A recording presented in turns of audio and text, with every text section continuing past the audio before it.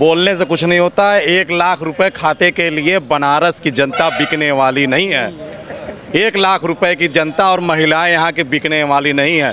महिला सुरक्षा के लिए अगर देखा जाए तो महिला सुरक्षा बनारस में आज रात भर दुकान खुला है, नाइट बाज़ार हो रहा है। और रात भर आप चले जाइए 80 घाट पे, जहां 10 बजे के बाद पुलिस प्रशासन भगा देती थी, जहां अपराध होता था, जहां गजड़ियों का हब बना रहता था, जहां हीरोइन, ड्रग्स और आधा नशीले के पदार्थ बिका करता था, आज वहां रात भर हारमोनियम और कीर्तन शब्द हो रहा है। और अब प्रचार की बात करें तो अब प्रचार में देखिए मोदी जी ने इस बार ज़्यादा प्रचार करवाया ही नहीं है, क्योंकि उनको पता है कि इस बार 400 पार होना है, क्योंकि उन्होंने अपने काम जो ग्राउंड लेवल पे काम किया है उस पे प्रचार किया है, ना कि दिखावटे वाला प्रचार किया जो प्रियंका गांधी या डिम्पल आके कर रही हैं यहाँ पे। वो वाला प्रचार मोदी जी नहीं करते हैं कभी। उन्होंने ग्राउंड लेवल पे प्रचार किया है, काम करके दिखाया और काम करके उन्होंने वोट मांग रहे कि अब हमको वोट देके तीसरी बार प्रधानमंत्री बनाया जाए। नमस्कार, आप देख रहे हैं हेडलाइंस इंडिया। मेरा नाम है विनोद शर्मा। छठे चरण का चुनाव खत्म हो चुका है और एक आखिरी चरण बचा है, जिस चरण में नेताओं की किस्मत जनता ईवीएम में बंद करेगी। लेकिन उसी चरण में आखिरकार बनारस से प्रधानमंत्री मोदी एक बार फिर प्रत्याशी हैं और अब की बार बनारस में क्या होगा, मैं खुद काशी विश्वनाथ में मौजूद हूं, बनारस में मौजूद हूं और सिख समुदाय के कुछ लोग हैं जिनसे हम बात करेंगे कि 2 बार से इन्होंने यहां से सांसद मोदी जी को चुना और देश का प्रधानमंत्री चुना। लेकिन उसके बाद 24 के चुनाव में इनकी क्या राय है, क्या सोच रहे हैं, क्या विचार है और किस मुद्दे पर अब की बार सिख समुदाय अपना वोट देगा। और जहाँ तक प्रधानमंत्री जी की बात है, और ये हमारे लिए गर्व का विषय है कि काशी में ही मेरी जन्म लिया हूँ मैंने। हमारी जो है ये तीसरी पीढ़ी यहाँ काशी में चल रही है। हमारे फादर वगैरह जो है ग्रैंडफादर लोग माइग्रेट करके आए थे, लेकिन काशी ने हम लोग को शरण दी है। और काशी जानते ही हैं जैसा कि पूरे विश्व में प्रसिद्ध है, अविनाशी है और हमेशा ये काशी रहेगी। जहाँ तक मोदी जी की बात है तो बनारस अब पहले जैसा बनारस तो है नहीं। अगर विकास की बात हम देखें तो आप बाबतपुर की रोड देखें और दशाश्वमेध घाट देखें, विश्वनाथ बाबा का कॉरिडोर देखें और बड़ी बड़ी जो सड़कें हैं आप यहाँ की देखिए। खासकर फ्लाईओवर इतने अच्छे अच्छे बन रहे हैं, सड़कें बहुत अच्छी बन रही हैं, लोगों का जीवन पहले से काफ़ी अच्छा हुआ है। ये मेरा नज़रिया है। और एज ए सिख होने के नाते अगर आप मेरे से पूछना चाहते हैं कि मोदी जी ने सिखों के लिए क्या किया, तो राष्ट्रीय लेवल की ये बात है। मोदी जी ने सिखों के लिए भी काफ़ी किया है। उन्होंने सबसे पहले तो करतारपुर कॉरिडोर ही सिखों के लिए उन्होंने खोला, जो कि हम प्रतिदिन गुरुद्वारों में अरदास करते हैं कि जो भी गुरुद्वारे हैं, जो भी हम लोगों से छीन लिए गए हैं, उनको खुले दर्शन दीदार हमें मिले। तो अभी तक इस देश की किसी भी सरकार ने ऐसा नहीं किया। मात्र मोदी जी ही हैं जिन्होंने करतारपुर कॉरिडोर खुलवाया और लोग बिना वीज़ा के जा रहे हैं और वहाँ पे दर्शन कर रहे हैं। क्या लगता है सर, 2024 का चुनाव एक बार फिर अजय राय सामने है और खुद प्रधानमंत्री मोदी सीट से चुनाव लड़ रहे हैं। प्रियंका जी यहाँ पर आई, रैली हुई, गठबंधन की लगातार रैलियां हो रही हैं। एक मजबूत गठबंधन अपने आप को बता रहा है कि भैया मजबूत है और इस बार कहीं ना कहीं सरकार बदलने वाली है। लेकिन आप कैसे देखते हैं, जब आप 1 तारीख को वोट का बटन दबाने जाएंगे तो आपके मन में क्या विषय रहेगा, क्या मुद्दे रहेंगे कि भाई इस बार इस मुद्दे पर वोट का बटन दबाना? 14 में कुछ और मुद्दा था, 19 में कुछ और मुद्दा था, 24 में क्या मुद्दा रहेगा? देखिए अब जो है, जो प्रधानमंत्री जी का जो मुद्दा है, ये देखिए सांसदी का चुनाव, ये राष्ट्र का चुनाव है। ये लोकल चुनाव और पार्षदी और विधायकी का चुनाव नहीं है कि नाली खड़ंजे का ये चुनाव नहीं है। ये सांसद जो जाते हैं ये हमारे लिए कानून बनाते हैं और मोदी जी ने जैसा कि हमें इंगित किया है वो सख्त कानून लाना चाह रहे हैं और जिसकी इस देश में अभी बहुत ज़रूरत है। सख्त कानूनों की यहाँ पे ज़रूरत है जिससे कि लोग अनुशासन में रहे। और वो सख्त कानून मेरे लिए भी हैं, आपके लिए भी हैं और पूरी जनमानस के लिए हैं। क्योंकि आप भी समझिए कि अनुशासन ही किसी भी व्यक्ति को महान बनाता है और व्यक्ति देश को महान बनाता है। कह रहे हैं मोदी सख्त कानून लेकर आना चाहते हैं, उधर ही विपक्ष कह रहा है कि मोदी संविधान खत्म करना चाहते हैं, संविधान में बदलाव करना चाहते हैं। जब संविधान बदल देंगे तो फिर मोदी जी के जो मन में होगा वो करेंगे। देखिए ये भ्रमित प्रचार हो रहा है। संविधान में अभी तक 52 से ज़्यादा अमेंडमेंट हो चुके हैं। संविधान बदला नहीं जाता, उसको कुछ चीज़ें उसमें नई ऐड की जाती हैं। सबसे ज़्यादा संविधान अगर अमेंडमेंट देखें तो सबसे ज़्यादा तो दूसरी सरकारों ने किया है। तो ये बदलाव ही सृष्टि का नियम है। जो नियम जो कानून पहले से बने हुए हैं वो आज के समय में अगर अच्छे जनता के सुख में हितकारी नहीं है तो निश्चित रूप से वो तो बदलेंगे ही बदलेंगे। हमारे पिताजी ने जो नियम हमारे घर में बनाए थे वो नियम आज बदलते हैं। आज हम दूसरा नियम अपने बच्चों के लिए बनाते हैं, हमारे बच्चे कल वो दूसरा नियम अपने बच्चों के लिए बनाएंगे। तो ये सुधारवादी प्रक्रिया है, ये भ्रमित प्रचार है। संविधान इस देश का बाबा साहेब अम्बेडकर ने बनाया है। कोई भी शक्ति, भारत की नहीं पूरे विश्व की कोई शक्ति हमारे संविधान को छू नहीं सकती। तो लग रहा है कि 24 में जो एक जून को बटन दबेगा वो विकास के मुद्दे पे दबेगा, काम के मुद्दे पे दबेगा, महंगाई के मुद्दे पे दबेगा। मुद्दा क्या रहेगा? देखिए, इस बार का जो वोट है वो राष्ट्र के मुद्दे पे है, राष्ट्र के मुद्दे पे है। राष्ट्र रहेगा तो ही हम रहेंगे। देखिए, जनता से लगातार हम रूबरू होते हैं और सिख समुदाय आज मेरे साथ है। आपका क्या नाम है सर? गुंजीत सिंह बग्गा। गुंजीत सिंह बग्गा जी, आप तो युवा हैं और बेहतर समझते होंगे कि जो राजनीति अभी चल रही है और जिस तरीके से प्रचार भी चल रहा है, प्रचार लगातार रहा, अब प्रचार थम गया, लेकिन कहीं ना कहीं आखिरी चरण का जो चुनाव है उस प्रचार में सभी ने अपनी ताकत लगा रखी है। चाहे प्रियंका गांधी जी हों, चाहे डिम्पल यादव जी हों, चाहे राहुल गांधी हों, चाहे अखिलेश यादव हों, चाहे भारतीय जनता पार्टी के तमाम नेता हों, पूरी तरीके से आखिरी प्रचार में जुटे हुए हैं। लेकिन आप लोग क्या मन बना चुके हैं इस बार? 19 आया, 14 आया, लेकिन 24 में क्या मन बना रखा है? देखिए, हम लोगों का मन सबसे पहले तो ये है कि जो काम किया मोदी जी ने, सबसे अच्छा काम किया। चाहे उसमें आप रोज़गार को ले लीजिए, या रोड्स को ले लीजिए, या महिलाओं की सुरक्षा को ले लीजिए, या व्यापारी की सुरक्षा को ले लीजिए। ये सारी चीज़ें जो भी की हैं ये खाली एक सरकार ने की है, जो मोदी सरकार ने किया है। और अब प्रचार की बात करें तो अब प्रचार में देखिए, मोदी जी ने इस बार ज़्यादा प्रचार करवाया ही नहीं है, क्योंकि उनको पता है कि इस बार 400 पार होना है। क्योंकि उन्होंने अपने काम जो ग्राउंड लेवल पे काम किया है उस पे प्रचार किया है, ना कि दिखावटे वाला प्रचार किया जो प्रियंका गांधी या डिम्पल आके कर रही हैं यहाँ पे। वो वाला प्रचार मोदी जी नहीं करते हैं कभी। उन्होंने ग्राउंड लेवल पे प्रचार किया है, काम करके दिखाया, और काम करके उन्होंने वोट मांग रहे कि अब हमको वोट देके तीसरी बार प्रधानमंत्री बनाया जाए। लेकिन राहुल जी तो कह रहे हैं तीसरी बार प्रधानमंत्री बना के क्या करोगे? हमारी सरकार आएगी 1 लाख रुपए देंगे, हमारी सरकार आएगी 8,500 रुपये महीना खाते में देंगे आपके। राहुल गांधी जी की बातें आधी तो चुटकुलों में चली जाती हैं, आधी उनको समझ में नहीं आती हैं। वो ऐसी बात खुद ही करते हैं, तो उनकी बात तो ना हम लोग सुनते हैं, ना हम लोग एक कान से सुन के दूसरे कान से निकाल देते हैं। ना हम लोग उनकी बात कभी सुने आज तक। उनकी बातें सुन के खाली हंसी आती है, सीधी बात। आपको नहीं लगता कि अखिलेश यादव और राहुल गांधी का जो गठबंधन है बहुत मजबूत है? प्रियंका जी पूरी तरीके से ताकत झोंके हुए हैं, डिम्पल यादव जी पूरी तरीके से ताकत झोंके हुए हैं। और देखिए, आप ही के पंजाब में सरकार है अरविंद केजरीवाल की। अरविंद केजरीवाल, भगवत मान, तमाम नेता जो हैं वो आखिरी चरण में इतनी ताकत झोंक दी है कि भाई अब की बार तो मोदी जी की सरकार हटानी है।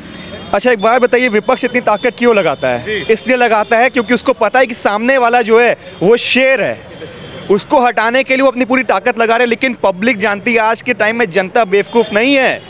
आज के टाइम में अगर बटन कमल का दब रहा है तो इसका मतलब वो उनको पता है कि राष्ट्र हित में वोट देना है, विकास पे वोट देना है, युवाओं को रोजगार पे वोट देना है, महिलाओं की सुरक्षा को वोट देना है, व्यापारी हित में वोट देना है।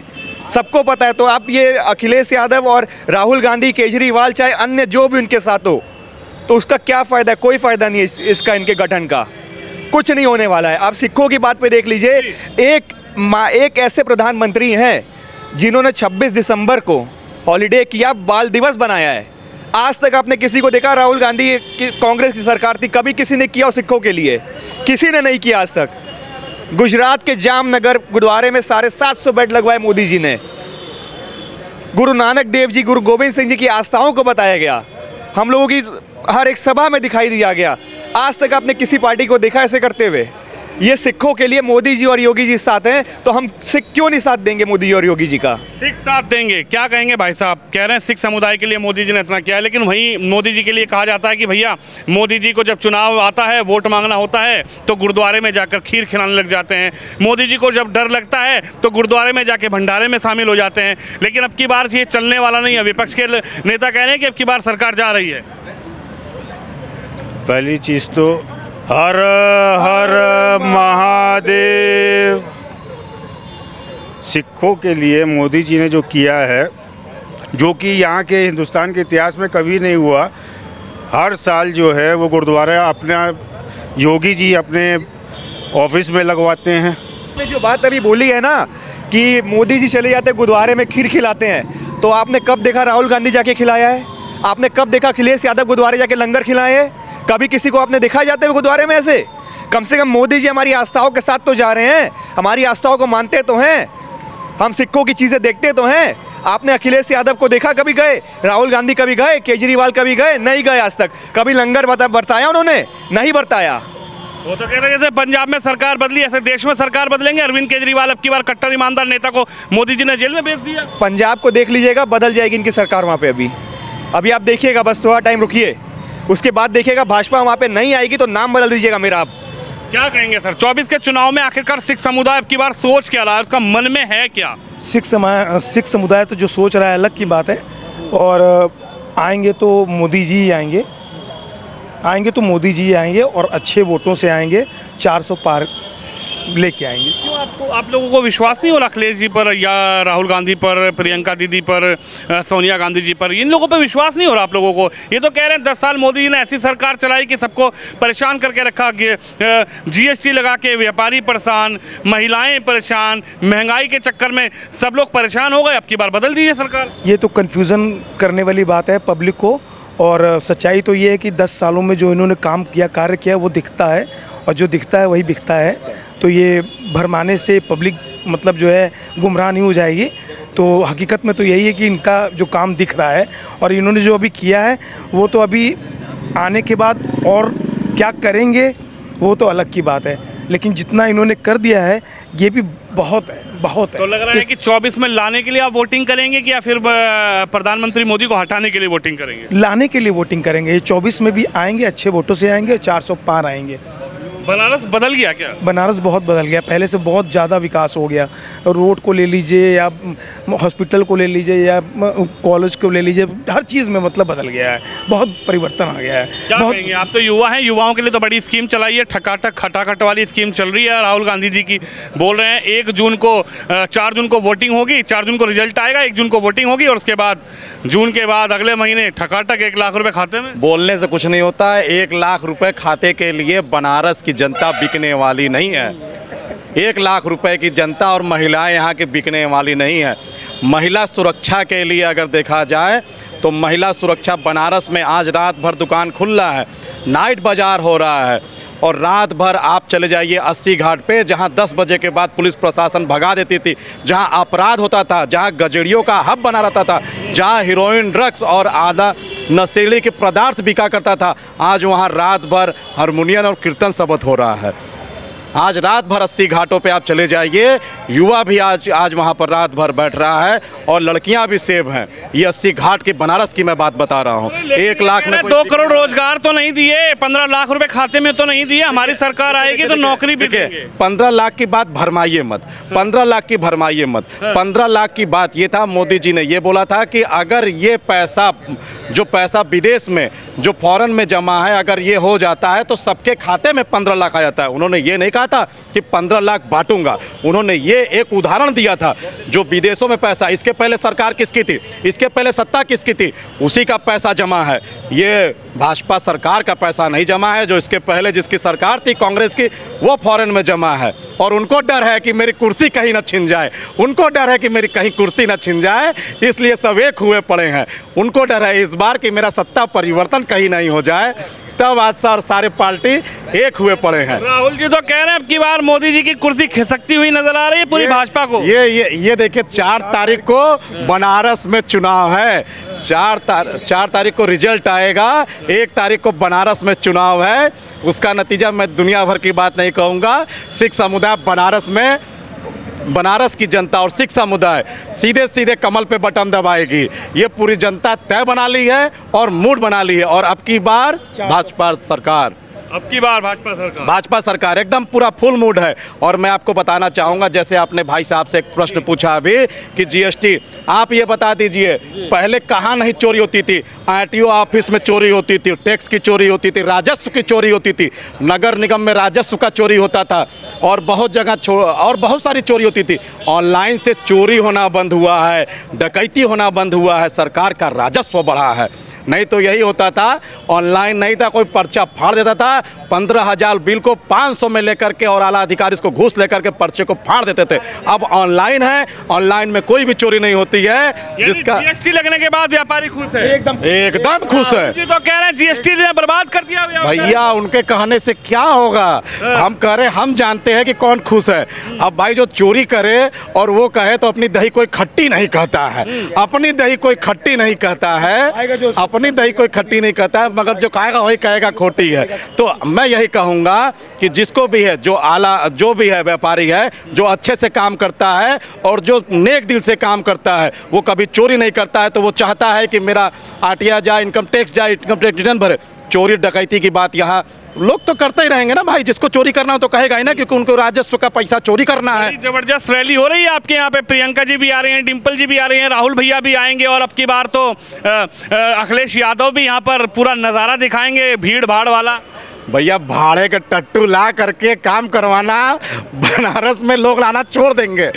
बनारस की जनता जानती है मूड किसका है, और अब की बार बनारस की जनता 400 पार, यही नारा है। और देख लीजिएगा आप, मैं इस वर्ष एक युवा सिख मोर्चा काशी का मैं एक सदस्य हूं, मैं उस हद से कह रहा हूं, मैं युवा सिख मोर्चा काशी का अध्यक्ष हूं, जिसके अभी बग्गा जी हैं, गुनगीत बग्गा जी हैं, जो एक टीम है हम लोगों की जो काशी में काम कर रही है, और हम लोग मजबूती से ये काम करते हैं। जो भी सिख समुदाय के लोग काम करते हैं और अच्छा लगता है, मजबूती से हम लोग काम करते हैं। सिख समुदाय की जनता और सिख समुदाय की महिला खास करके कमल पे बटन दबाएगी और उन्हीं को जिताएगी। सिख समुदाय, आखिर मुद्दे क्या हैं सिख समुदाय के भाई साहब, जो अब की बार चाहते हैं कि इस पार्टी को वोट दें, आएंगे आपके पास?